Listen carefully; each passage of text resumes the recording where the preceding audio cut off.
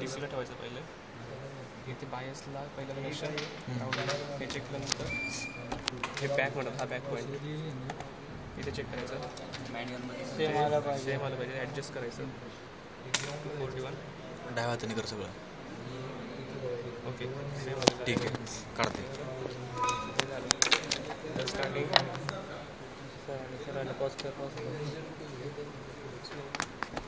Input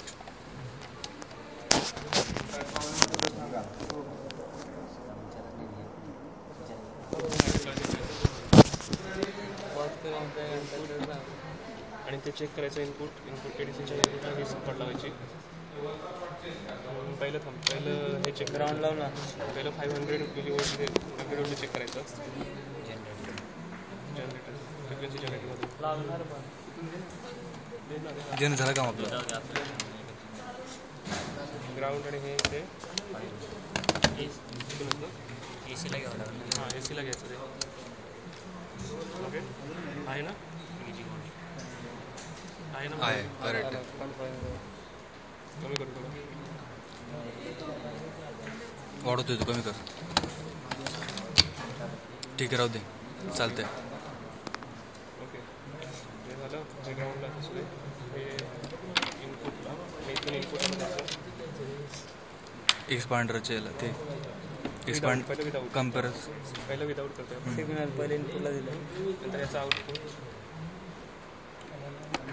नॉईजला, नॉईजच्या इनपुटला. आणि मग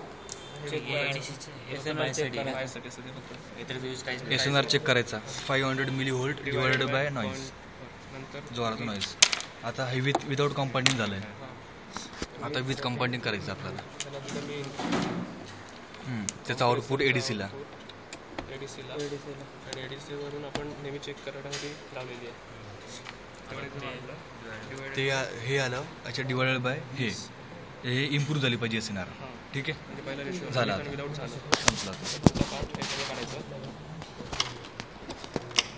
ग्राफ ग्राउंडला असू दे, ह्याची काही गरज नाही. आणि ह्याची सुद्धा गरज नाही. आता 2 मिनिट इनपुटला गेला. हा इनपुटचा बरोबर ना, 2 DM वापरायचे. एक इनपुटला, एक आउटपुटला.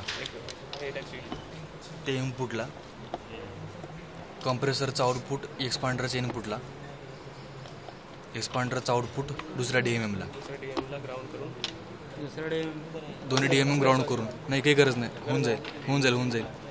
आणि इकडे दुसरा एक्सपांडर. ठीक आहे, थांब. आता कम्प्रेसरचा आउटपुट एक्सपांडरचं इनपुट सेम असणार आहे आणि हे ओरिजिनल सेम इकडे रिकवर होणार आहे. आणि ग्राफ या दोघांचा असणार आहे. ठीक आहे, ओके, डन.